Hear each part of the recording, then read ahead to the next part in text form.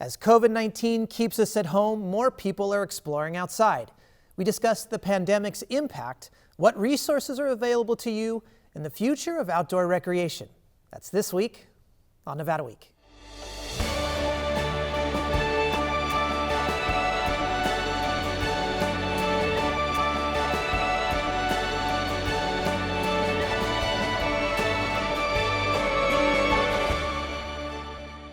Support for Nevada Week is provided by Senator William H. Hernstat and additional supporting sponsors. Since March, outdoor agencies across the country have seen an increase in visitors. Since many indoor recreational activities are still shut down, people are turning to outdoor activities like hiking, biking, and camping. This increase in visitors has put a strain on some organizations' resources. On today's show, we dive into agency responses to the increased outdoor traffic. We'll also discuss what opportunities are available for your family to get outdoors. Plus, we'll explore the future of outdoor recreation in our state post-COVID. Joining us for this discussion is John Asselin, Public Affairs Specialist at the Bureau of Land Management, CHRISTIE VANOVER, Public Affairs Officer at Lake Mead, JANA BRUNER, Recreation Manager for the City of Las Vegas, and SHELLY KOPINSKI, Education Program Director at Get Outdoors, Nevada. Well, John, CHRISTIE, JANA, SHELLY, we're very happy to have you all new guests, a brand new panel for us, and a new topic. We haven't talked about recreation on Nevada Week. You know, and the thing is, in the COVID era here, I mean, we're really dealing with two extremes. We kind of started with almost virtually everything closed as far as outdoor recreation opportunities, and it seems like, and you know, I'm speaking for myself here, but I have definitely seen a significant increase in some of my own recreational pursuits on the traffic that we're seeing on our trailheads and our city parks, our municipal parks, and even on our lakes and our shores as well. So I wanted to start there, and John, maybe we start with the biggest geographically speaking here with the BLM. What kind of impact have you seen from COVID that's really impacted recreation and your agency specifically? So as far as recreation goes, when we were at the beginning of this, there was an issue with being able to man things like Red Rock until we were able to work out those protocols in order to start things back up. So what we did do is we had to close down the scenic drive for a month and a half, 2 months. The trails themselves were still open. You could still walk in, you could bike in. It was just that vehicular traffic we were having an issue with. And then on top of that, we have contracts that run the trash removal, and we work with a partner to run the gates. So we had to work around that before we could open them back up. And we opened back up in June. So really the only thing left closed would be the visitor center. And that's one of those places where you have to touch you can touch everything there. So it's another place that we're working on getting reopened, but it's just, we're not at that point right now. But as far as trailheads and recreational activities, we've had them open the entire time because we have a large outdoor area. And you can get to the trailheads from several different locations, not just the scenic drive. Plus we have Gold Butte and Sloan Canyon, and all those places were still open. Now, as far as an agency locally, really business hasn't changed at all. Other than the fact the way we're doing it rather than actually doing it, we've never closed up. A lot of us are working teleworking now, and you just can't walk into the BLM office. You have to make an appointment to do things. But most things we're able to do through email or on the phone, and so we've never shut down. And a lot of our folks are those field-going folks that the people who are biologists and archaeologists, and they go out in the field by themselves all the time anyway. So it really hasn't changed a lot for them. We've had to make some adjustments, but it really hasn't been all that difficult on us to be able to do that. And you spoke of Red Rock. Let's talk about that maybe just more specifically really quick. Are you recording any type of data now, especially that the scenic drive is open again? But is there any way for you to kind of measure, even during closures and then to reopening, have you seen definite evident increases in the number of traffic, whether it's just hikers in or car traffic, into a resource like that? So right at the beginning, just before we closed down, when we pulled all the gate attendants for that one day and just opened up the gates, 10,000 cars came in. And that was another reason why we had to close down those gates, because you can't manage something that large. When you're looking at 500 parking spaces, 10,000 cars don't work. So that was a huge problem at the beginning. But then as we reopened in June, reopened the Scenic Drive in June, visitation dropped off a little bit, that we noticed. It wasn't as much as the year before, but it's really hard to tell because that's reopening in June, and we've had a very hot summer. So it's kind of, Red Rock doesn't get a lot of visitation in the summer to begin with, and with it being so hot, I think that might have chased a few people away. But now we're starting to get back into our normal October numbers. Last weekend, we're talking over 5,000 visitors on Saturday and over 5,000 on Sunday. So we're back to our normal high numbers that we get during the good weather seasons. And seasonal weather, of course, so important to this conversation as well. Christine, let's talk about Lake Mead Recreation Area as well here. And, during the summer, of course, typically a lot more traffic down at Lake Mead, but then we are dealing with this COVID factor and the reopening of the space. And it seemed like a huge influx of people to Lake Mead. Is that true? Yeah, so how we operated was really similar to what John described with BLM. We were kind of learning in real time. I think the whole nation the whole world was trying to figure out what should keep open and what should be closed. We actually in late March, closed the Nevada side of Lake Mead National Recreation Area. And we stretch all the way up to Overton and all the way down to Laughlin. But we still also have a side of the park that's in Arizona. So the full Nevada side was closed. What that actually ended up doing, though, is because so many things were closed in town, movie theaters, malls, restaurants, people still needed to get out and do something. So they all still came to the park, and they actually ended up going to the Arizona side of the park where it was still open. When that happened, we started to see 4 to 5 times the normal visitation in those areas. And most of our Arizona locations are a bit smaller, so they really couldn't accommodate that capacity. And it was kind of negating the whole purpose of the social distancing and spreading out. So right before Memorial Day, we reopened most of the Nevada side, the front country areas, and that really helped alleviate things down in the Arizona side. And then by mid-June, we opened up the whole backcountry, front country, everything within Nevada, other than our visitor center. And then so from Memorial Day, or May, I should say, through August, in 2019, we had 3 million visitors. May through August of 2020, we had 3.7 million visitors. So we saw 700,000 more people this summer. Again, probably in large part because so many other things were closed and people just really felt cooped up inside and wanted to get outside and enjoy the great outdoors, excuse me. Yeah, a significant increase. And let's talk about our municipal parks or city parks here, Jana, as well. Of course, closures on a different phased level here, and we saw reopenings kind of happen slowly, different types of facilities that opened. Can you give us kind of an idea, since parks have been reopened, do you have any idea of what traffic has been like? Our levels of participation have increased significantly, just like everybody else is feeling.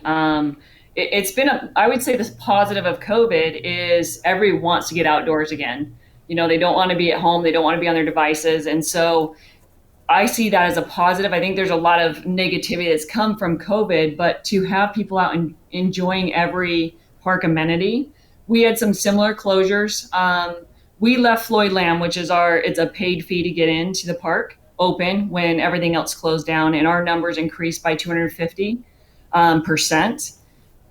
It's good and bad. Our staff has to keep up with that amount of traffic. There's like 660 acres out there, so people are easily able to stay 6 feet apart from one another with great amenities of they can fish, and there's a bike pump track out there. There's mountain biking. So we had an array of outdoor enthusiasts that were using Floyd Lamb. We went through the tiers. There are certain things that are still shut down. We're in the process of reopening our playgrounds. It was tough. I mean, kids see a playground and they want to run towards it, but we were unable to, keep the bleach going at all times. So we had to wrap caution tape around it. You probably saw that some kids were still utilizing it. They want to play and recreate. So we're starting to reopen some of those amenities, drinking fountains, things that are, we just can't get to on a timely basis to get cleaned. They're still close. You'll start to see some signage. The state put in some new regulations. So we are starting to put signage in. We're opening up those playgrounds. Clearly, social distancing is still part of that equation. But it's been great to see people actually out enjoying their municipal parks, whether they're a pocket park or whether they're a regional park. And the type of recreation, as you mentioned, first off, closures bring a lot more people outdoors. We're clearly seeing that. You're seeing that within the parks. And because maybe we didn't have the socialization when we were in lockdown here, are you seeing the types of recreation change? Is there any type of shift maybe to more social forms of recreation, being that it's outdoors? Or are you seeing maybe alternate forms of recreation that we didn't see prior to COVID? I think it's a pretty good balance. You see people that are on their devices and they're chasing Pokemon. That still exists out there. The geocaching. So there's still that technology-based recreation. But for us, what we've seen is you see a lot more kids and adults that are using bikes and they're back rollerblading. They're kind of bringing back some of the older school, if you will, recreation, probably because you can't get outdoor equipment right now. Anybody that wants to be out there camping, riding bikes, kayaking, everybody's sold out because that's the option. It seems people seem to have a safety net when they're outside versus being inside recreating. So it's easier to keep distance and all those things. They can get out, they can recreate without a mask on. So there's less restrictions. And I would say whether it's, a true safety measure, but they feel more comfortable being outdoors, recreating. So we're seeing all types, first-time fishermen that are coming out and fishing at Lorenzi and Floyd Lamb. They're just out walking. They're exploring horseback riding. So because our parks are so eclectic, there's a lot of options for people to get out and recreate. A lot of options, and as you mentioned, our retail stores are out of pretty much everything, which is very reflective of how many people are trying to get out, for sure. And probably causing people to dust off those four-wheel roller skates out of their garage to do some of these activities. Shelly, I want to talk to you. Exactly. Really, and this is really important. This piece of this is, recreation is for everybody. Outdoors is for everybody.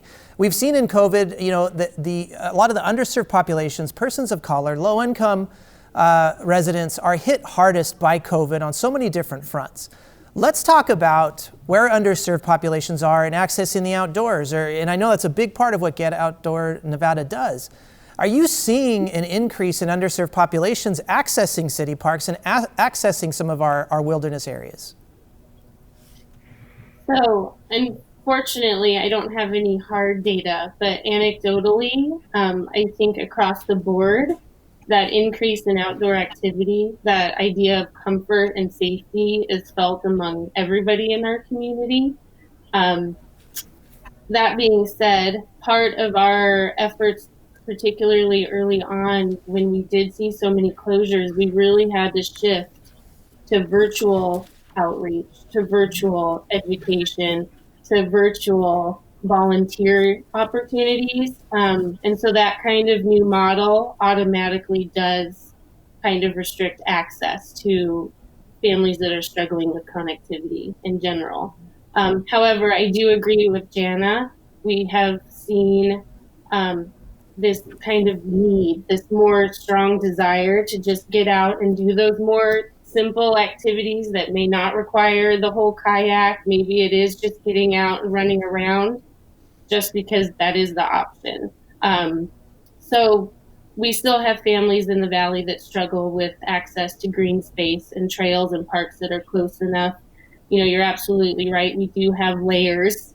So if it's not a connectivity layer that they're missing out on some of these enrichment opportunities and activities, it could be that their parents are less likely to be able to work remotely. And that they are more likely essential workers. So there's a whole array of things that can be affecting them. But I hope that now that we are seeing our good weather season, that we will see even more people outside, even if it is in their neighborhoods. I know in my neighborhood, I saw dogs that I've never seen in the 8 years that I've lived here. in the past 6 months. People were out walking their dogs, and I barely knew that I had the neighbors that I did, but then I also never knew they even had dogs or maybe even children. So I think that's a really good sign, and I hope that is one of the things that sticks around.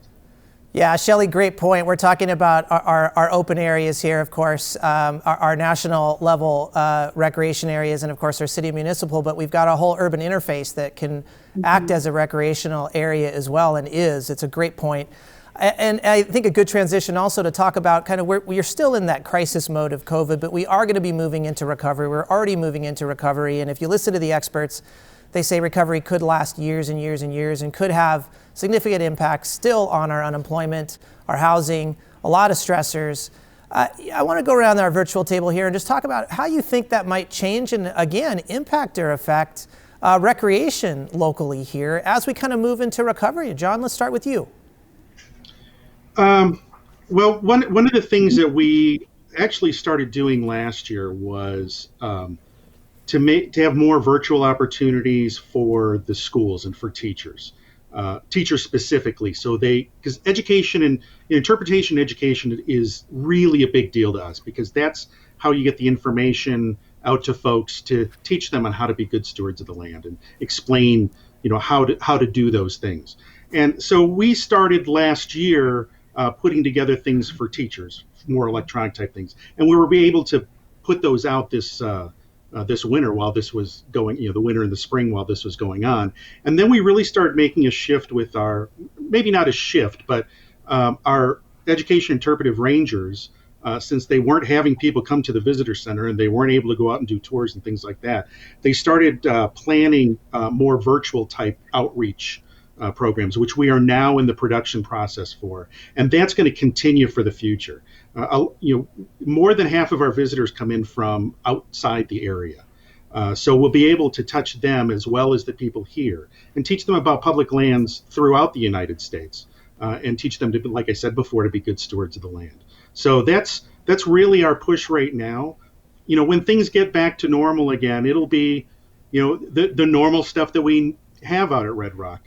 Every year we get more and more visitors that come out there, and we have more and more of a capacity issue, and we're working through those issues right now. And we've got a lot of different projects and programs that we're working on. So, like I said before, business never stopped with us. We kind of shifted how we were doing things a little bit, and honestly, it gave us an opportunity to really get involved in more of these virtual education programs, which is really going to serve us well in the future. Christine, John's talking a lot about virtual education and, of course, increased capacity at the parks. Let's talk about Lake Mead itself. You talked about such a big increase in the number of visitors you had. Do you think that is going to continue as we kind of move into recovery phase? I do. I think one of the positives that did come out of COVID, or is still coming out of COVID, is people discovering Lake Mead National Recreation Area and discovering the great public lands that we have here in Southern Nevada. I've lived here on and off for about 12 years, and there are people still in my neighborhoods who don't realize that they have a national park in their backyard, be it both Lake Mead as well as Tule Springs up in the northern area of the Vegas Valley. So I think with all of this, people finally discovered you can come to Lake Mead for a week for your whole carload for only $25 or for $45 for the entire year. So families of all sorts of incomes were able to spend that $45 and find a year's worth of activities that they can do out here. So we actually made some larger beaches. We removed some non-native vegetation so that we could expand space out at some of our most popular beaches closest to the valley. And then from an interp and education standpoint, actually, as opposed to going virtual, what we chose to do is take our rangers who traditionally work in the visitor center, and they started roving the beaches this summer all throughout the park and making that ranger to visitor connection and letting people know, again, how to be good stewards, but also that we're here for them, talk to them a little bit about the CDC standards and social distancing, of course, but make them feel welcome to our national park. And so I think that relationship that we've developed through these really challenging times for all of us here in America, it's just really strengthened. Our relationship is strengthened, and I think more people are going to see all the great things you can do as the weather cools, all the hiking trails that we have, the places where you can ride your bikes or your e-bikes. And I think the visitation is just going to transition and continue to grow, and it's multi-generational with all the families who are coming out here. Well, that's a good forecast, and a good transition also to talk about the future beyond COVID here, Jana. And let's start with you. Just when you're trying to think as big as you possibly can on where recreation could or should potentially go. And if we're listening to John and Christine in the short-term interim, we're talking a lot about more engagement. We're talking a lot more about education. Is education really kind of the focus, do you think, on where recreation is going? Or in addition to that, when you're thinking big, what are some big moves you think city parks can make? I agree with that. We've got a big education concurrently.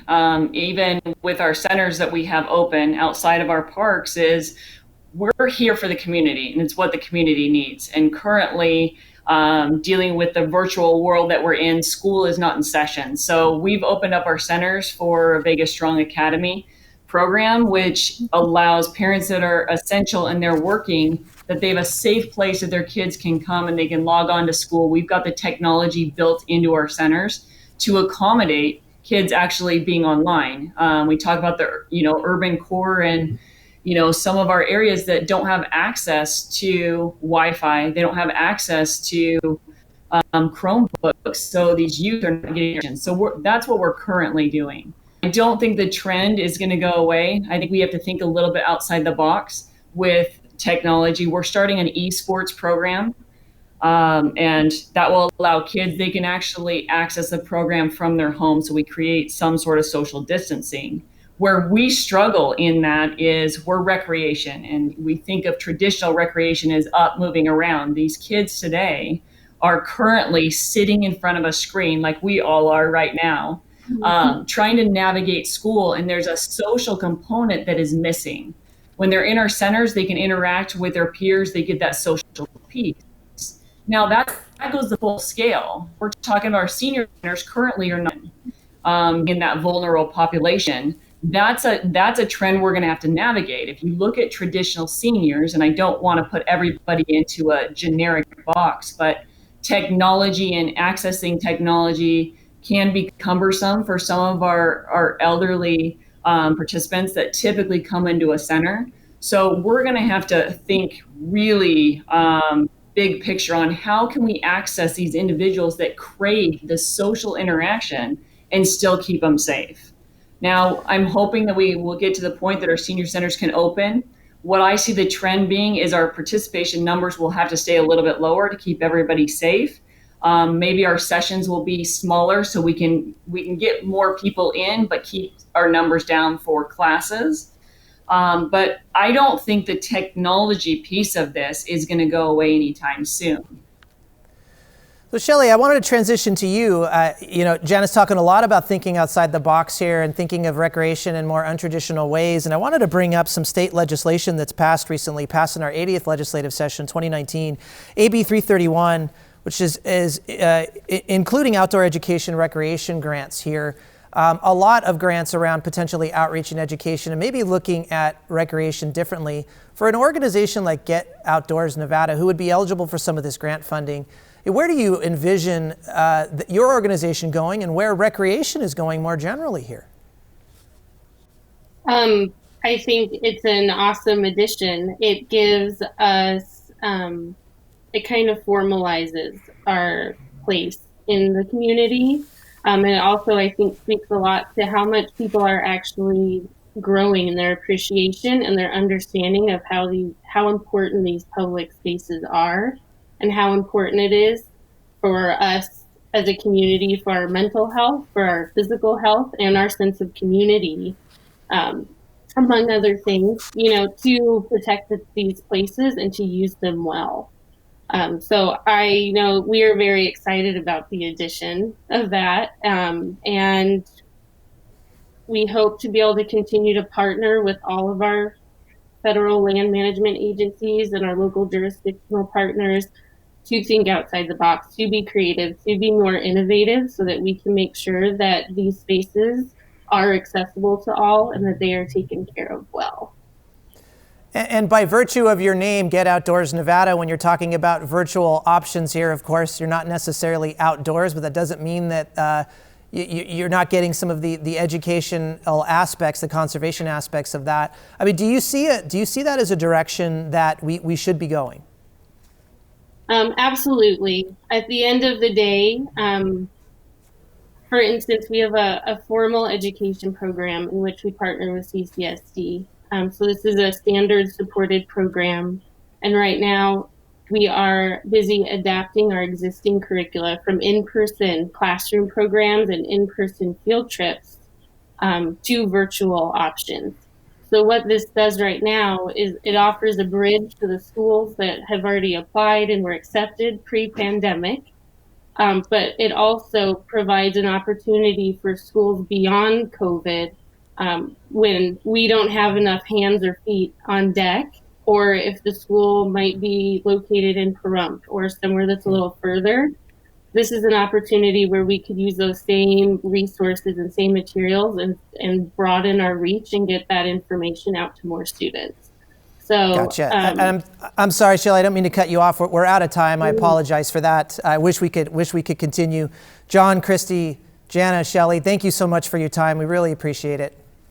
Well, thank you for joining us this week on Nevada Week. Now, for any of the resources that we've discussed on this show, please visit our website at vegaspbs.org/Nevada-Week. You can also always find us on social media at Nevada Week.